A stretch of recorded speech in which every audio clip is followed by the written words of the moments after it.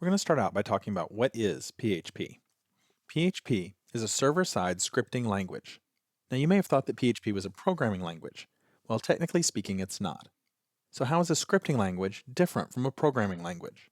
The distinction between them is largely artificial, and the lines can get a bit blurry, but we can do a general comparison. A script only runs in response to an event. It also usually runs a set of instructions by working down the page from the start to the end. It has little or no user interaction after that initial event. So a PHP script does not run until a web page is requested. Then it launches, follows its instructions from top to bottom, and then quits until another action launches the script again. On the other hand, a program runs even when not responding to events. It continues to run and to wait for interaction, whether that interaction comes from a user making choices or from other programs or input. A program also jumps around its instructions a lot more, so that there's often not a clear start and end point.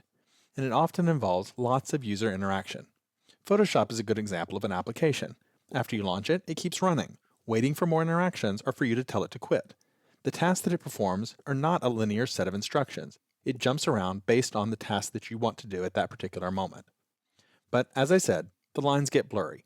As scripts get more complex, they start to resemble programs, and the simplest programs are basically just scripts. So you could say it's a distinction without a difference. But we still call PHP a scripting language. Now, what does it mean when we say PHP is server-side? When we talk about server-side and its opposite, client-side, what we're talking about is where the code does its work. Does the code run on our web server, which is server-side, or on the user's computer, which is client-side? The client-side, when we're working with web pages, is the user's browser. As a contrast, JavaScript is an example of another popular scripting language, but JavaScript is a client-side scripting language. JavaScript code is sent to the user's browser, and then it does its work there. PHP code is never sent to the user. It runs entirely on the web server, and the results of that code is what's sent to the user's browser. That's an important difference. Because PHP runs on a web server, that means it generally can't run on its own, and we'll need to have a running web server in order to use PHP. PHP code does not need to be compiled. It's executed by the web server exactly as it's written. Other programming languages, such as C or Java, require the code to be compiled or translated into another form before it can be used. We'll be able to just write our PHP, put it where our web server can find it, and then we can load up the web page and see the results. PHP is designed for use with HTML.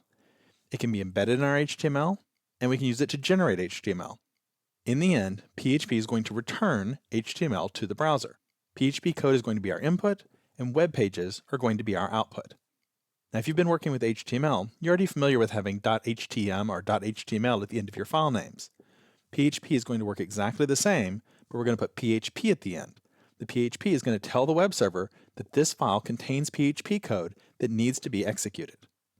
PHP is going to provide more flexibility than HTML does on its own. HTML pages are static by their nature, so all visitors to a web page see that same page all the time. But PHP lets us create dynamic pages.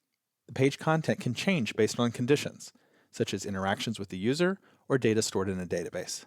You can think of PHP as turbocharging your HTML. PHP syntax is going to be very similar to C, Java, and Perl.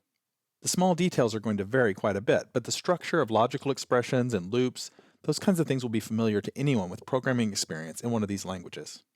Now that we know what PHP is, in the next movie, let's learn a little bit about the history of PHP.